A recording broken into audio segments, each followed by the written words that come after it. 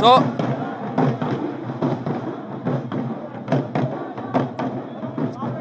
Camera పెట్టు, చేయి పెట్టకు, ఎటు రైట్ ఆగమ్మా, చెప్తున్నానబ్బా, చెప్తున్నాను పక్కకు రమ్మని, నేనే పక్కకు రమ్మని చెప్తున్నాను.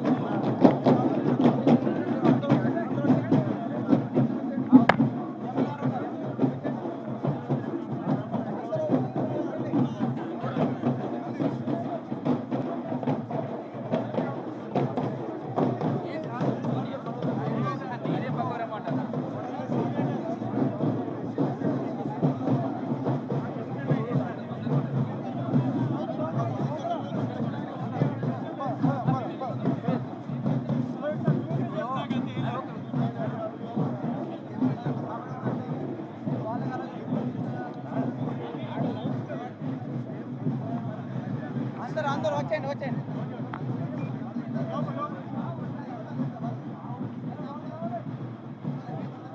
సో ముఖ్యమంత్రి పర్యటనకు సంబంధించినటువంటి ఏర్పాట్లన్నీ కూడా చకచకా జరుగుతున్నాయి. ప్రస్తుతం అయితే ముఖ్యమంత్రి రేవంత్ రెడ్డి మరికొద్దిసేపట్లోనే మేడారం గద్దెల వద్దకు చేరుకుంటారు. ముఖ్యమంత్రి రాగానే ఆయనకు స్వాగతం పలికేసేందుకు రెడీ చేస్తున్నారని చెప్పచ్చు.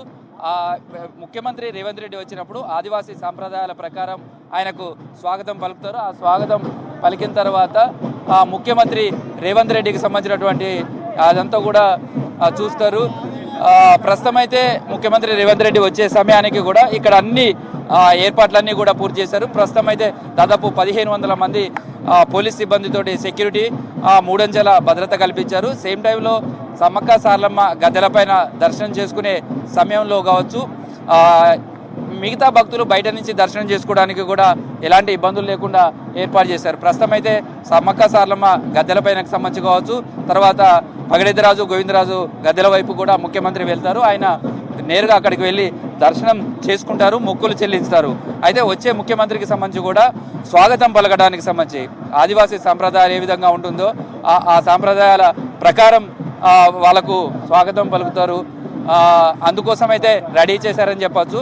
మనం ఒక్కసారిగా చూడొచ్చు, అంటే గత జాతరలో కనుక వచ్చిన వాళ్ళు ఒక్కసారిగా మేడారం వస్తే మాత్రం ఈ అబ్బుర పడిచే నిర్మాణాలు కావచ్చు, వీటన్నీ చూస్తే మాత్రం ఆశ్చర్యానికి లోనవుతారు. ఎందుకంటే పూర్తిగా ఈ ఆలయ ప్రాంగణం కావచ్చు, మేడార పరిసర ప్రాంతాలన్నీ కూడా మార్పు చేశారు. మొత్తం అద్భుతమైనటువంటి నిర్మాణాలతోటి తీర్చిదిద్దారు. ఎందుకంటే మేడారం చరిత్రనే కొన్ని శతాబ్దాల కాలం నుంచి వస్తున్నటువంటి చరిత్ర. అలాంటి చరిత్రను మరో 100 ఏళ్ళు గుర్తుండే విధంగా కూడా ఇక్కడికి వచ్చిన తర్వాత చాలామందికి సమ్మక్క సారలమ్మను దేవతలుగా భావిస్తారు, వాళ్ళని పూజిస్తారు, తాము అనుకున్నటువంటి కోరికలు నెరవేరితే రకరకాలైనటువంటి మొక్కులు చెల్లిస్తారు. కానీ కొంతమంది అసలు మేడారం ఎలా ఉంటుంది అని చూడడానికి వచ్చే వాళ్ళు కూడా ఉంటారు. వాళ్ళందరికీ అసలు సమ్మక్క సారలమ్మ, పగడెద్దిరాజు గోవిందరాజుకు సంబంధించినటువంటి చరిత్ర, వాళ్ళకు ఉన్నటువంటి గోత్రాలు ఉంటాయి, వాటికి సంబంధించినటువంటి ఏ విధమైనటువంటి సింబాలిక్లు ఉంటాయి, తర్వాత వాళ్ళ ఆచార వ్యవహారాలు ఏ విధంగా ఇవి నిర్వహిస్తారు, వాటన్నిటి కూడా ఇక్కడ ఈ రాతి కట్టడాలపైన కూడా చెక్కారు. మొత్తం 700 సింబల్స్ను మేడారంకు సంబంధించినటువంటి దగ్గర 7000 సింబాల్ ఏవైతే ఉన్నాయో వీటన్నింటినీ కూడా వీటిని చెక్కి అందరికీ కనపడే విధంగా కూడా ఇవంతా కూడా తీర్చిదిద్దారని చెప్పచ్చు. ప్రస్తుతం అయితే మేడారం పరిసర ప్రాంతాలంతా కూడా ముఖ్యమంత్రి రేవంత్ రెడ్డి రాక కోసం ఎదురు చూస్తున్నాయి.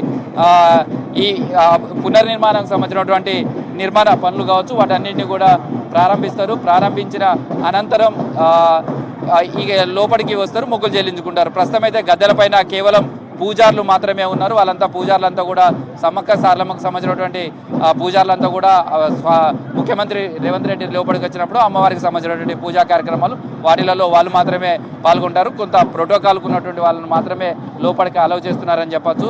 కేవలం ఎవరైతే మంత్రులు కావచ్చు, ఎమ్మెల్యేలు కావచ్చు, వాళ్ళందరితోటి కలిసి ముఖ్యమంత్రి రేవంత్ రెడ్డి ఇక్కడికి వస్తారు.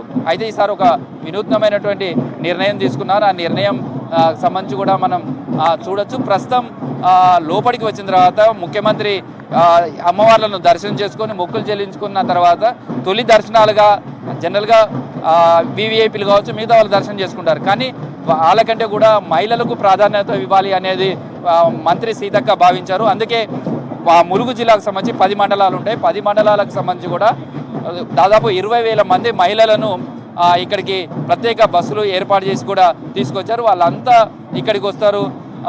వాళ్ళు వచ్చిన తర్వాత మొక్కులు చెల్లించుకుంటారు. ఎట్లా ఉంది మేడారం? సూపర్ ఉందండి. ఇంతకు ముందు వచ్చినట్టు కాకుండా ఇప్పుడు చాలా బాగుంది. ఏం మార్పు జరిగింది? ఎట్లా ఏమేమి మొక్కులు చెల్లిస్తారు? మేము బంగారం 5 కేజీలు అనుకున్నామండి. పోయినసారి వచ్చినప్పుడు నా చెవి నొప్పి ఉంటే అప్పుడు తక్కువ ఇచ్చుకున్నాను. ఈసారి మంచిగా 5 కేజీలు ఇచ్చుకుంటాను. ఇప్పుడు ఇక్కడికి వస్తున్నారు, ముఖ్యమంత్రి కూడా వస్తున్నారు, ఇవంతా తీర్చిద్దారు. ఎట్లా అనిపిస్తుంది మీరు ఇక్కడ నుండి చూస్తే ఈ గద్దెలంతా? చాలా బాగుందండి. అప్పటికన్నా ఫస్ట్లో కానీ ఇప్పుడు చాలా బాగుంది. ఏం చెప్తారు ముఖ్యమంత్రి? ఇంత మంచిగా దేవుడి దగ్గర ఇంత మంచిగా చేసినందుకు మంచిగా ఆయన కూడా చాలా బాగుండాలి. సో నచ్చింది ఇదా? సో చూడొచ్చు, వాళ్ళంతా కూడా ఆతృతగా చూస్తున్నారు. ముఖ్యమంత్రి రేవంత్ రెడ్డి గద్దెలపైకి వచ్చినప్పుడు చూడాలని వాళ్ళు కూడా కోరుకుంటున్నారు. అమ్మవారి సన్నిధిలో ఎందుకు అంటే మేడారం సంబంధించినటువంటి ఏ విధంగా డెవలప్ చేశాం, ఏ విధంగా ఇది మొత్తం ప్రాంగణాన్ని తీర్చిదిద్దారు, తర్వాత ఒక చరిత్రలో నిలబడబోయే విధమైనటువంటి చారిత్రక ఘట్టాలుగా ఈ 2 రోజులుగా చెప్పుకోవచ్చు. వాటన్నింటినీ ప్రతిబింబించే విధంగా చేసినటువంటి ముఖ్యమంత్రికి రేవంత్ రెడ్డికి ఇక్కడ స్వాగతం పలకాలి అనే దాంతో వీరంతా ఆతృతగా ఎదురు చూస్తున్నారు. ఓవైపు ఆదివాసీ సాంప్రదాయాలు కావచ్చు, వాటన్నిటితోటి వాళ్ళు స్వాగతం పలుకుతారు. సేమ్ టైంలో ఇక్కడికి వచ్చినటువంటి పూజారులు కావచ్చు, వాళ్ళంతా కూడా ముఖ్యమంత్రి రేవంత్ రెడ్డి పర్యటన కోసం అయితే వాళ్ళు సిద్ధమయ్యని చెప్పారు. సరిగ్గా 7 గంటలకు ముఖ్యమంత్రి రేవంత్ రెడ్డి మొదటి ఆర్చి దగ్గర ఏదైతే ఇటు సమ్మక్క గదకు అమ్మవారిని తీసుకొచ్చే చిలకల గట్టుకు వెళ్ళే జంక్షన్ ఏదైతే ఉంటుందో ఆ జంక్షన్ దగ్గరికి చేరుకుంటారో ఆ జంక్షన్లో దగ్గర ఏర్పాటు చేసినటువంటి పైలాన్ను ఆయన ఆవిష్కరిస్తారు. అక్కడి నుంచి గుడి పునర్నిర్మాణం జరిగినటువంటి దాన్ని ప్రారంభిస్తారు అఫీషియల్గా. అక్కడి నుంచి ఆయన నేరుగా లోపలికి అమ్మవారి గద్దెల వైపు తరలిరన్నారు. దానికి సంబంధించినటువంటి భద్రతా ఏర్పాట్లు కావచ్చు, ఇవన్నీ ఇక్కడ చేశారు. ఎక్కడ ఎలాంటి ఇబ్బందులు కలగకుండా కూడా నిన్నటి నుంచి మేడారంలో అధికార యంత్రాంగం అంతా కూడా పనిచేస్తుంది. జనరల్గా కూడా ఇది చాలా చిన్న కుగ్రామం, ఇక్కడ ఫెసిలిటీస్ చాలా తక్కువ ఉంటాయి. కానీ ఇలాంటి చోట కూడా మొత్తం క్యాబినెట్ సమావేశం నిర్వహించడం కావచ్చు, మంత్రివర్గం మొత్తం తరలి వచ్చింది. సేమ్ టైంలో అధికార యంత్రాంగం కూడా ప్రోటోకాల్ ఉన్న దాదాపు 300 మంది అధికారులు వచ్చారు. వాళ్ళందరికీ కూడా ఆతిథ్యం ఇచ్చే విధంగా కూడా ఏర్పాట్లు చేశారని చెప్పొచ్చు. మొత్తంగా ఈ సమ్మక్క సారలమ్మ గద్దెల ప్రాంగణం మొత్తం ఏ విధంగా విస్తరించారో మనం చూడొచ్చు. ఇవంతా కూడా ముఖ్యమంత్రి రేవంత్ రెడ్డి ప్రారంభించబోతున్నారని చెప్పొచ్చు. ప్రస్తుతం సమ్మక్క సారలమ్మ గద్దెలకు సంబంధించినటువంటి దగ్గరికి ముఖ్యమంత్రి రానున్న నేపథ్యంలో వారికి ఘన స్వాగతం పలికేందుకైతే కూడా ఏర్పాటు చేస్తున్నారు. ఇప్పటికే ఎమ్మెల్యేలు కూడా రాష్ట్రానికి సంబంధించినటువంటి అనేక ప్రాంతాల నుంచి ఎమ్మెల్యేలు కావచ్చు, వాళ్ళంతా కూడా ఇక్కడికి వస్తున్నారు. వాళ్ళందరితో కలిసి ఆయన ముఖ్యమంత్రి ఈ కార్యక్రమంలో పాల్గొనేందుకు కూడా ఎమ్మెల్యేలు వస్తున్నారు. ప్రస్తుతం అయితే కొంతమంది ఎమ్మెల్యేలు ఉన్నారు, వాళ్ళు కూడా ఇక్కడికి వచ్చారు. వాళ్ళతో కూడా మాట్లాడదాం. ఎలా ఉంది ఈ అమ్మవారికి సంబంధించినటువంటి ప్రాంగణం కానీ విస్తరణ కావచ్చు, ఇవన్నీ కూడా చూశారు. ఇక్కడే మేడారంలో ఒక క్యాబినెట్ సమావేశాన్ని కూడా నిర్వహించారు. మరికొద్దిసేపట్లో ఇది అఫీషియల్గా ప్రారంభించబోతున్నారు. ముఖ్యమంత్రి రావస్తున్నారు. ఎట్లా ఉంది 2 రోజుల ముఖ్యమంత్రి పర్యటన? వాస్తవానికి మన కాంగ్రెస్ ప్రభుత్వం, పేదల ప్రభుత్వం ఏదున్నా కూడా ప్రజల వద్దకు పాలన తీసుకెళ్లాలనే ఉద్దేశంతోనే గత 2 సంవత్సరాలుగా చాలా గొప్పగా పాలన నడుస్తూ ఉంది.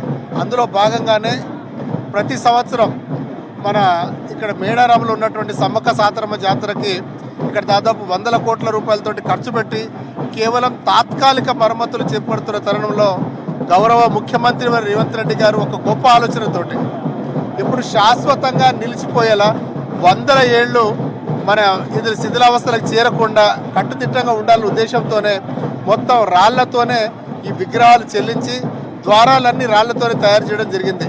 మనం చూసాం గతంలో రాజులు ఎప్పుడైతే ఉన్నారో వారు మన గుళ్ళను కేవలం రాతితోనే కట్టేది. అది ఇప్పటికీ మనం తరతరాలుగా చూస్తున్నాము, ఇంకా చూడబోతున్నాం.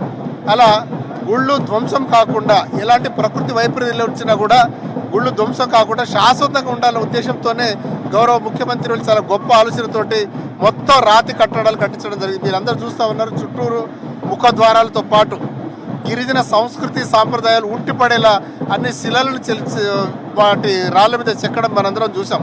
అదేవిధంగా నాకు తెలిసి మొట్టమొదటిగా ప్రపంచంలోనే గౌరవ ముఖ్యమంత్రి రేవంత్ రెడ్డి గారు క్యాబినెట్నే సైతం ఒక మారుమూల గిరిజన ప్రాంతాలకు తీసుకురావడం నిజంగా కూడా చాలా ఆశ్చర్యానికి గురి చేస్తుంది. అదేవిధంగా ప్రజలు కూడా హర్షిస్తూ ఉన్నారు.